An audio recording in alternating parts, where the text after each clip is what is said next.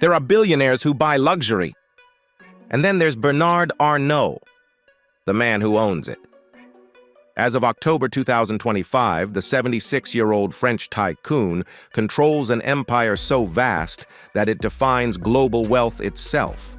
His company, LVMH, sits atop the luxury world, commanding more than 75 prestigious brands including Louis Vuitton, Dior, Tiffany & Company, Bulgari, Fendi, and Moet and Chandon. Together, they generated nearly $89 billion in revenue last year, more than the GDP of dozens of countries. But behind the glass storefronts and champagne towers lies something far more fascinating. A private world of palaces, vineyards, yachts, and art collections, all meticulously curated by the man known as the Pope of Fashion. This is not just the story of Bernard Arnault's wealth.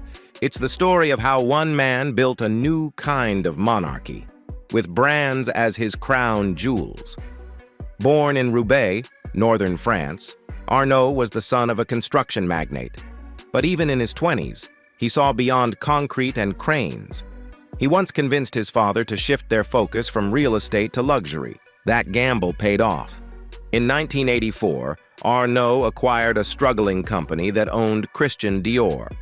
Within a decade, he had transformed it into the centerpiece of a new global luxury empire. Fast forward 40 years, and the numbers are staggering. His family's stake in LVMH makes him worth over $180 billion, sometimes topping Elon Musk and Jeff Bezos on the Bloomberg Billionaires Index. Yet his genius isn't just financial, it's psychological. Arnault understands that luxury isn't about need, it's about desire. It's about the emotion people feel when they buy something they can't quite afford, but can't resist either. He doesn't sell handbags. He sells identity. He sells dreams. If Arnault's business empire is made of brands, his personal empire is made of palaces. His primary residence, Chateau Cheval Blanc, sits amid rolling vineyards in Saint-Émilion, Bordeaux. It's more than a home. It's a masterpiece of 19th century architecture, reborn as a private estate and winery. Here, oak barrels age one of France's most coveted wines under the same roof as priceless works of art. Inside, Arnault's taste is restrained but flawless. Marble floors, glass corridors, abstract paintings by Basquiat and Hirst, and subtle nods to Louis Vuitton craftsmanship throughout the decor. Even his wine cellar is rumored to be climate-controlled with LVMH technology. But that's just one of his properties. In Paris, Arnault recently acquired a 17th-century mansion on Avenue Montaigne, the same street where Christian Dior built his legacy. The reported price? Close to 900 million euros, setting a new record for private Parisian real estate. And when he wants sun instead of silk, Arnault retreats to Le Parc de Saint-Tropez, an ultra-exclusive coastal enclave on the French Riviera. His villa overlooks the Mediterranean, surrounded by celebrity neighbors and guarded by 24-hour security. Locals call it La Maison du Silence because you almost never see him, only the occasional black Maybach arriving at dusk. Unlike other billionaires who flaunt their wealth in the tabloids, Arnault embodies quiet dominance. He doesn't need to post supercars on Instagram. The cars come to him. His collection includes a custom Mercedes Maybach S680 Haute Voiture, a Ferrari Roma, and an all-electric Rolls-Royce Spectre, delivered directly from Goodwood in 2025 as part of his personal sustainability initiative. And then there's Symphony, a $150 million super yacht stretching 333 feet, built by Feedship. The yacht's interior is minimalist French modernism, pale oak, white leather, and panoramic glass walls. It carries 2 helipads, a pool with a retractable glass floor, and a cinema that doubles as an art gallery. When Symphony sails into Monaco or Cannes, other yachts move aside, not because of size, but because of presence. For business and pleasure, Arnault uses a Bombardier Global 7500, the world's longest-range private jet. Its cabin is decorated with Dior leather and Louis Vuitton accents, Because when you own both brands, even your flight becomes an advertisement. After online backlash over jet tracking in 2023, Arnault quietly shifted flight logistics to LVMH subsidiaries. But make no mistake, he still travels in unmatched comfort. From Paris to Milan, from Tokyo to New York, his itinerary follows the rhythm of fashion, weeks and private investment meetings, a choreography of wealth and influence. Arnault's art collection rivals that of museums.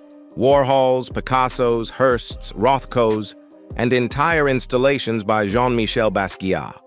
But what sets him apart is his architectural artistry. He personally commissioned Frank Gehry to design the Fondation Louis Vuitton, an avant-garde glass museum rising from the Bois de Boulogne in Paris. Its curving sails of glass look like a ship caught mid-motion, a metaphor for modern luxury, always moving, always reflective. This is how Arnault immortalizes his empire, not just through commerce, but through culture. Arnault isn't just a billionaire, he's a patriarch. 5 of his children now hold top positions within LVMH. Delphine Arnault, CEO of Dior. Antoine Arnault, head of communications and image. Alexandre, leading Tiffany & Company's modernization. Frédéric, running TAG Heuer. Jean, overseeing Louis Vuitton watches. Each heir controls a different corner of the empire, creating a dynastic structure reminiscent of old European monarchies. In boardrooms and runways alike, the message is clear. This is not a company. It's a family legacy. Imagine waking up to a courtyard framed by limestone archways, sipping espresso brewed from a $20,000 La Marzocco machine, while reviewing market charts for Tiffany's quarterly performance. His mornings begin with private meetings, sometimes in the Dior headquarters, other times inside his glass-walled office overlooking the Seine. Every surface gleams. Every pen and paper is custom. Afternoons are reserved for inspection tours, a new Louis Vuitton flagship in Seoul, a jewelry atelier in Rome, a Dior runway preview in Paris, and by evening, he's back in Saint-Tropez, sipping vintage Dom Pérignon while his family's wine ages just a few hundred kilometers away. Luxury at this level isn't about indulgence, it's about orchestration. In 2025, while Silicon Valley chases AI, Arnault is quietly expanding LVMH's reach into sustainable luxury, investing in vegan leather technologies, smart fabrics, and renewable vineyards. Even the Cheval Blanc Hotel Paris, owned by his group, now features AI-powered room customization, blending high-tech with haute couture. Arnault's philosophy is simple. Luxury is timeless, but the tools that sustain it must evolve. It's a statement that defines why LVMH dominates every decade while others fade. Behind the elegance, there's a quiet arms race among billionaires. Arnault's empire often collides with François Pinault's Kering Group, owner of Gucci, Balenciaga, and Saint Laurent. The French press calls it the battle for the soul of fashion. In 2024, Arnault's acquisition of high-end jewelry brand Reza Paris reignited the rivalry, pushing LVMH's jewelry segment ahead of Cartier and Bulgari combined. But unlike Elon Musk or Jeff Bezos, Arnault doesn't duel online. He wins in silence, through acquisitions, design, and influence. Arnault's most ambitious project isn't a handbag or a brand.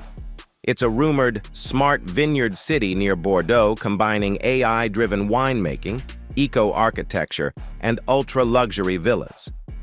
Though not officially confirmed, LVMH insiders hint it could become the world's first sustainable luxury township.